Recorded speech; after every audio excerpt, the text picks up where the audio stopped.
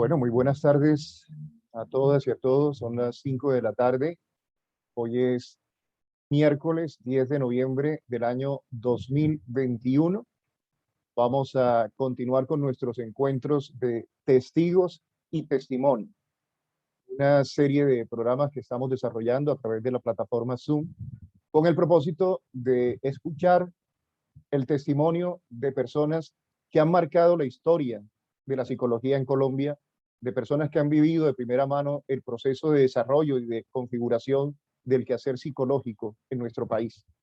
Hoy contamos con la presencia de uno de los más importantes psicólogos que ha tenido Colombia, de los que ha marcado huella en diferentes escenarios de la psicología, como lo vamos a poder apreciar hoy. Desde diferentes ópticas, él ha estado presente en cada paso del proceso de profesionalización de la psicología. Hablamos del doctor Rubén Ardila. Rubén Ardila es psicólogo de la Universidad Nacional de Colombia, doctor en psicología experimental de la Universidad de Nebraska, en Estados Unidos. Ardila ha transitado por diferentes áreas de investigación, siempre dentro de la psicología. Ha tenido una destacada actividad en el ámbito de las instituciones psicológicas y las relaciones internacionales. Ha sido considerado por algunos como el psicólogo latinoamericano más reconocido.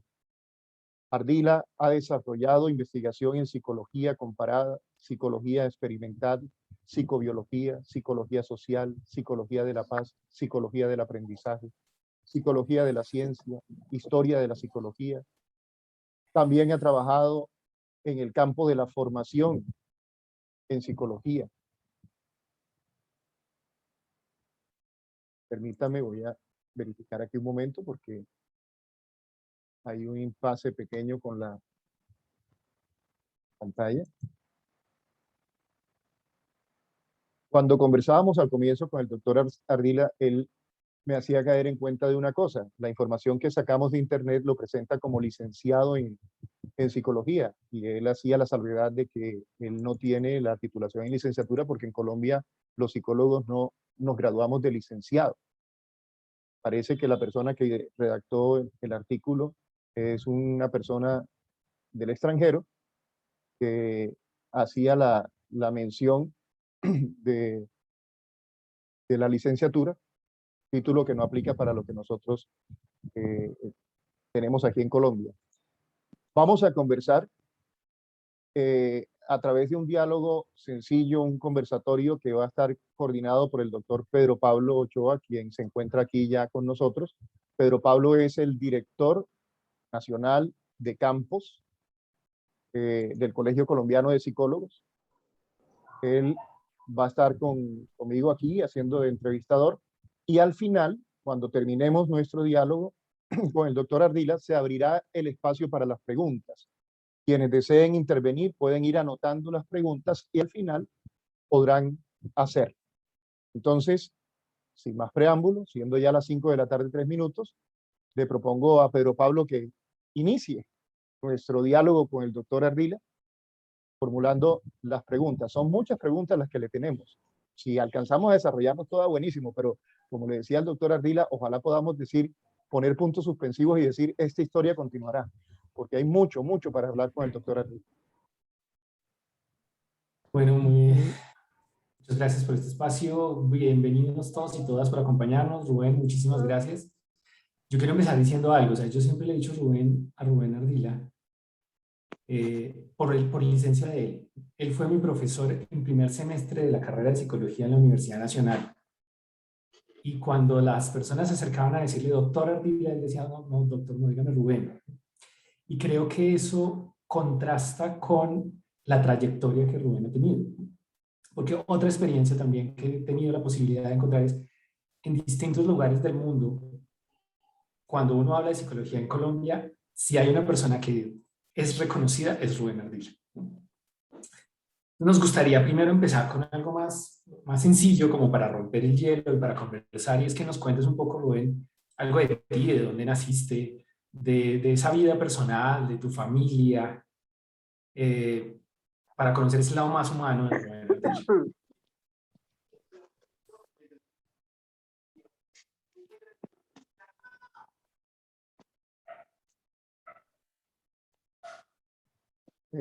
Rubén, tienes que activar el micrófono, está silenciado.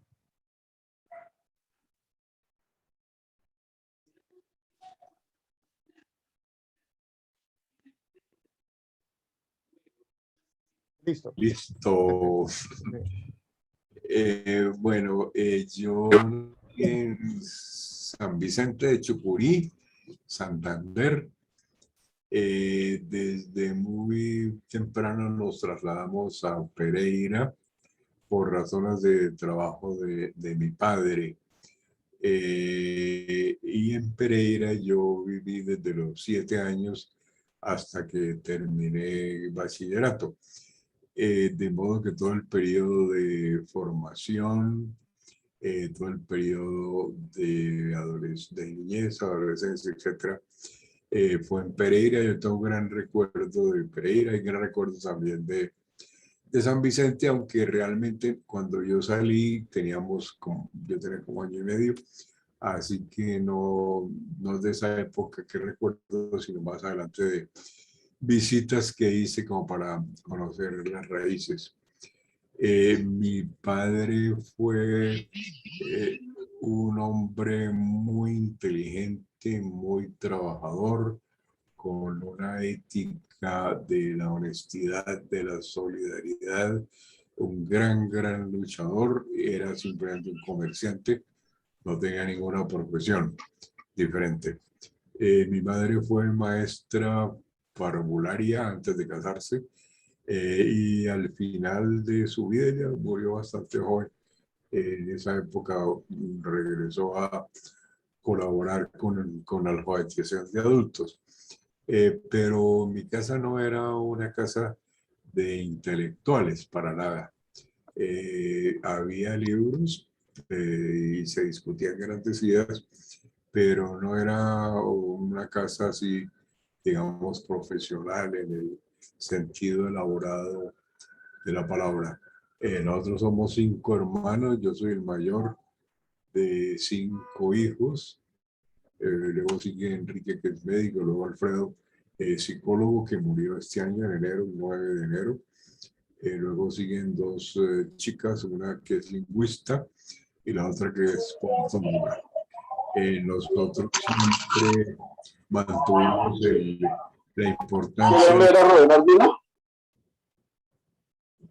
la importancia de la educación que nos había transmitido nuestro padre, o sea, lo importante que era estudiar, lo importante que era leer libros, lo importante que era discutir grandes ideas. Eso se mantuvo, y básicamente ahí mi padre fue una columna vertebral muy importante y muy relevante en estos desarrollos, sin que él personalmente tuviera una educación muy elaborada. No la tenía, pero todo era una persona que leía, que hablaba de grandes temas, que estaba muy interesado en todos esos asuntos a nivel mundial y nacional. ¿Cuáles son tus pasatiempos favoritos, tus hobbies de tu infancia, de tu edad adulta? Eso que te divierte, eso que te hace feliz. ¿Cuáles son esos pasatiempos? Pues yo leo mucho. Otro asunto que me interesa mucho es viajar, hablar con la gente. Me gusta mucho hablar con la gente. Viajar, como mencionaba antes, leer literatura. Yo leo literatura, leo filosofía, leo historia, leo ciencia, leo política, muchos temas diferentes, y obviamente leo psicología, que obviamente es lo que más leo. Y hobbies hay muchos, pues la egiptología ha sido una área de interés tangencial en mi vida, pero que se ha mantenido a lo largo del tiempo, y he estado en Egipto 3 veces y espero. Escribiste un libro de eso, ¿no? Un libro de Nefertiti. Sí, sí, y ¿Cómo es realmente, eso de un colombiano escribiendo eso? Escribiendo sobre Egipto. bueno, yo creo que eso es un asunto importante de considerar. Ese libro lo escribí yo al final de colegio, después de leer mucho sobre historia antigua, que era un área que me interesaba mucho. En ese momento me encontré con la figura de uno de los hombres más extraordinarios que he producido realmente, no solo la cultura egipcia, sino probablemente la humanidad, que es Akenatón. Akenatón fue un faraón que se inventó el monoteísmo. O sea, la religión egipcia era politeísta y Akenatón eliminó el politeísmo y lo centró en una sola figura de deidad que era el sol. Y como el contexto en el cual él vivía era completamente inapropiado, estamos hablando del año más o menos 1200 antes de nuestra era, o sea, hace 3200 años. Entonces se creó una ciudad que se llama Tel Amarna, en la cual yo he estado y espero volver. Y allá organizó una sociedad perfecta. O sea, en ese sentido, Nefertiti es más que nada la historia de una revolución social y de una revolución filosófica. Otra de las características de la revolución de Akenatón, y la esposa de Akenatón era Nefertiti, que era una extranjera, no era egipcia, sino parece ser que era hitita. Pero de todas maneras, ellos crearon esa cultura monoteísta y encima de eso una cultura relativamente igualitaria, lo cual es casi imposible de concebir. Una sociedad tan clasista y tan estratificada como la del Egipto de los faraones. Y la tercera característica distintiva de la cultura de Akenatón y Nefertiti en la Marra era el respeto por la naturaleza y por la ecología. Recordemos que esos conceptos son recientes, o sea, el concepto de naturaleza no era un concepto que estuviera hace 3000 años, es un concepto de hace muy poco. Realmente se supone que es un concepto que comienza con Humboldt en el siglo XIX, el concepto de naturaleza. Pero de todas maneras era el respeto por la vida, el respeto por los demás, etc. Y esa sociedad monoteísta es probable que hubiera influido en los judíos que vivían en Egipto en ese momento y que los judíos hubieran copiado de Akenatón el monoteísmo y los cristianos a su vez se lo copiaron de los judíos. Entonces es una raíz bien interesante. La otra cosa que pasó con Akenatón es que fue una sociedad que fracasó en el sentido de que los sacerdotes politeístas acabaron digamos, con la filosofía de Akenatón y Nefertiti. Entonces, cuando yo leí sobre eso, me pareció absolutamente fascinante. Decidí escribir un libro sobre el tema y finalmente lo hice. ¿Qué edad tenías? ¿Qué? ¿Qué edad tenías? 19 años. 19 años. El día en que me entregaron el primer ejemplar de Nefertiti, yo tenía 19, cumplía 19 años. ¿Es Ese tu día, primer libro publicado? el día en que el libro se publicó. Por Se eso, ¿fue tu publicó, primer libro publicado o ya fue habías publicado antes? no, no fue mi primer libro escrito, pero fue mi primer libro publicado. El editor me lo entregó el día que cumplí 19 años, con una cosa como simbólica, digamos, Ajá. pongámosle. Eso fue como algo muy especial que hizo el editor. Fue el primer libro publicado.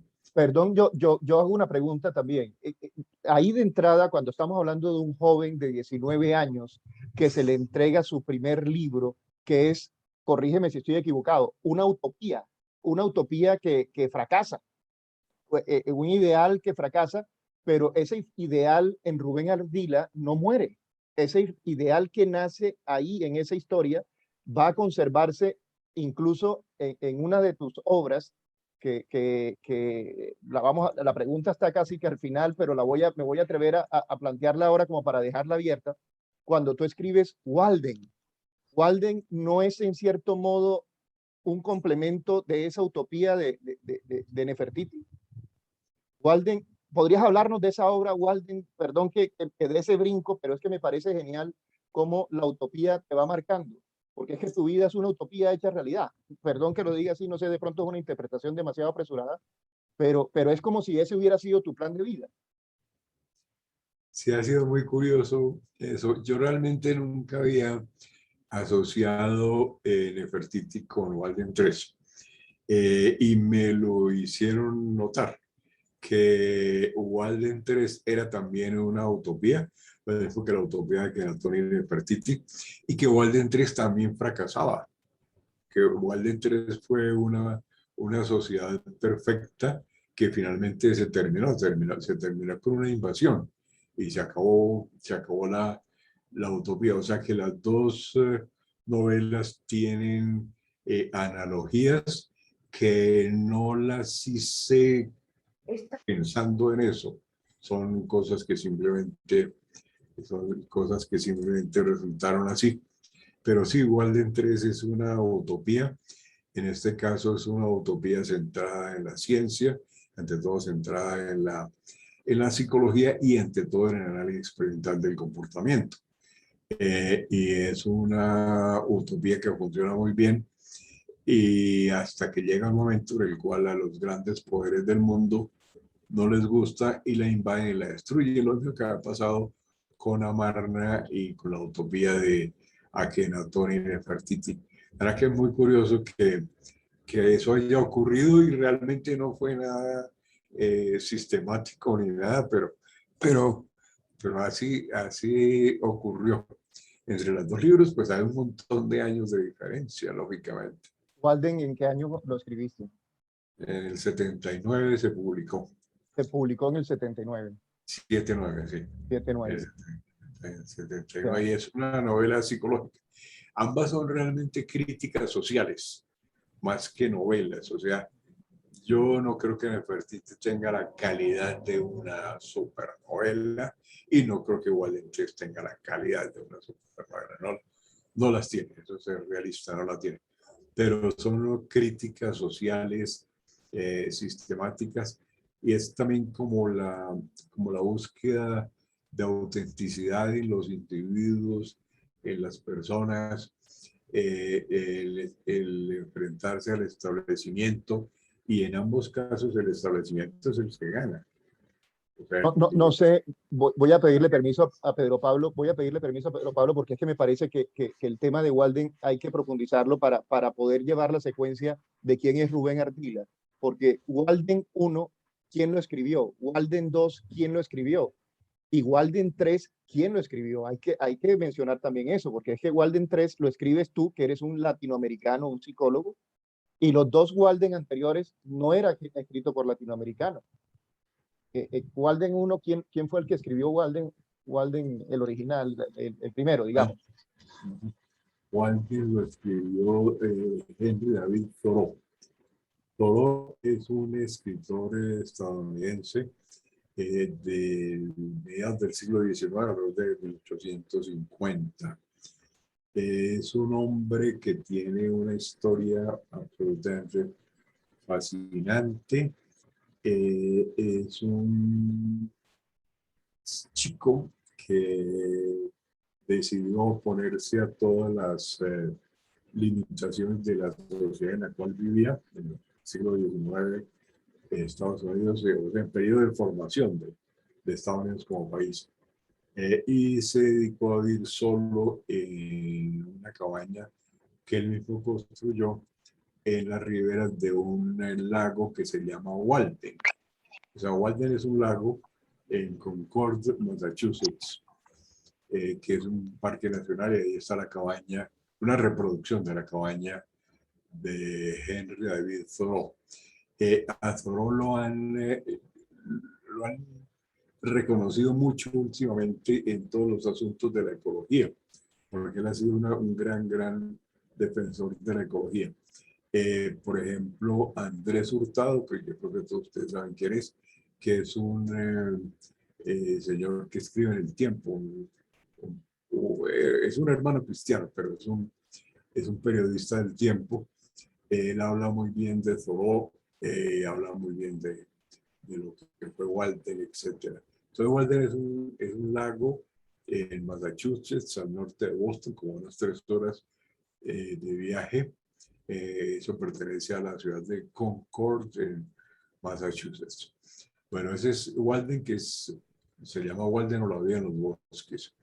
El Walden 2 lo escribió Skinner en 1948, se publicó. Skinner, el padre del conductismo.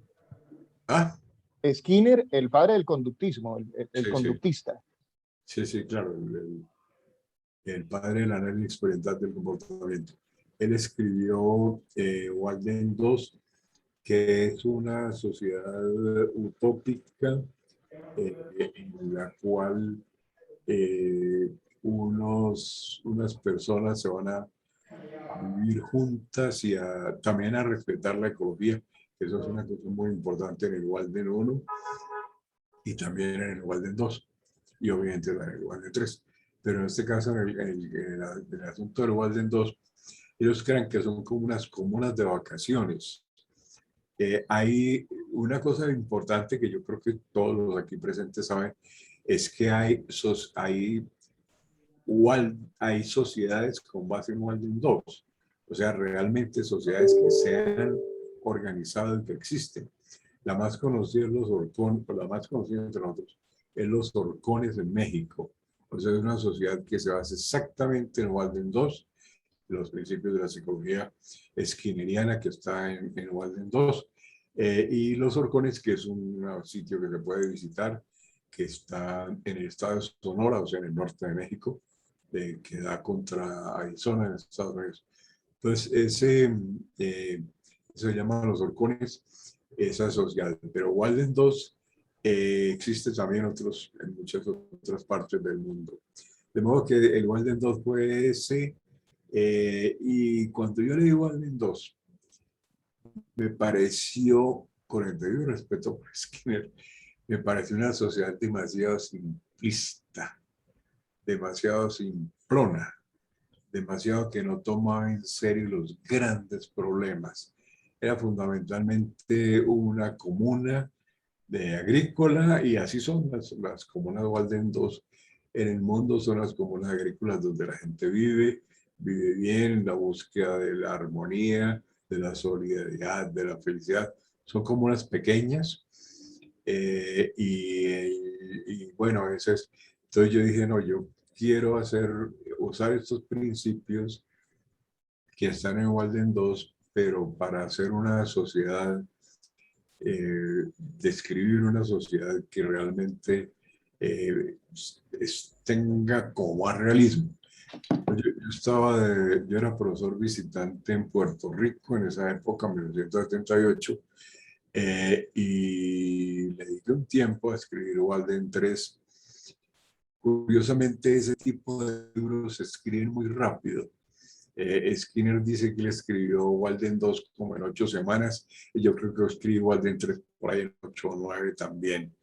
Eso son cosas como que se escriben con toda el alma, y lo escribí en el 78, sobre todo el 79 en España. Walden 3 ha tenido muy buena acogida, está traducido al inglés, al alemán, al portugués y obviamente está en español.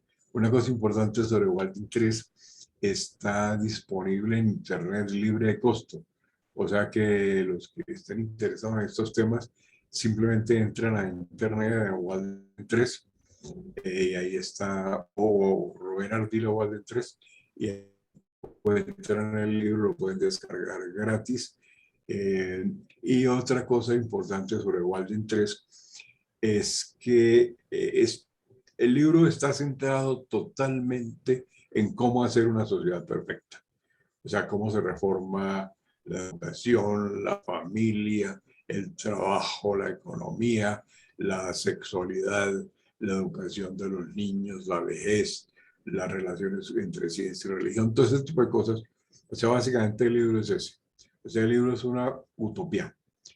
¿Cómo se hace todo eso? Con todo el detalle del caso. Y el último capítulo hace que se vuelva una antiutopía, porque resulta que ese mundo perfecto no le gusta a los grandes poderes y llega una invasión y acaba con Walden 3. Otra cosa importante de Walden 3 es que se lleva a cabo en un país latinoamericano, en Panamá. ¿Por qué elegí yo Panamá y no Colombia o Puerto Rico, que era donde yo estaba en ese momento trabajando? Porque Panamá era como un país como más homogéneo. Entonces era como más manejable hacer todo eso. O sea, se convierte el país como en una caja de Skinner, para ponerlo en esos términos que los han utilizado los críticos del libro, y cómo se hacen todas las cosas. Entonces, al final, con la invasión, pues la invasión fracasa, lo mismo que la utopía de Akenatón fracasó también. De manera que los dos libros tienen su similitud. ¿Y por Ese qué, es y por qué Martín Lutero Rey? ¿Por qué? mi profunda admiración por Martin Luther King. Ajá. Por mi profunda. Y el Martín Lutero Rey es negro también. El Martín Lutero Rey de Walden 3 es un negro. Lo que pasa es que es un militar negro.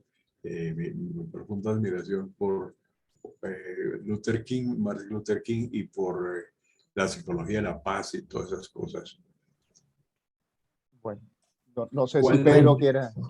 Oiga, ya que cuando ustedes lean Walden 3, verán que realmente es un libro muy positivo, excepto el último capítulo, que es un capítulo doloroso. O sea, ¿por qué la gente no me entiende?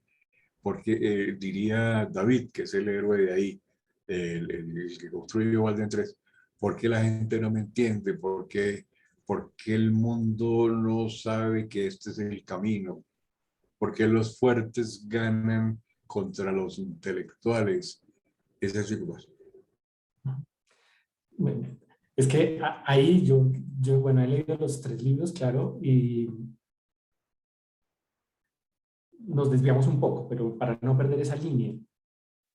Eh, hay algo hay algo en Walden sobre esa responsabilidad social del psicólogo. Es como el psicólogo puede y debería asumir una responsabilidad mucho más activa en temas de la gobernación y de la política pública.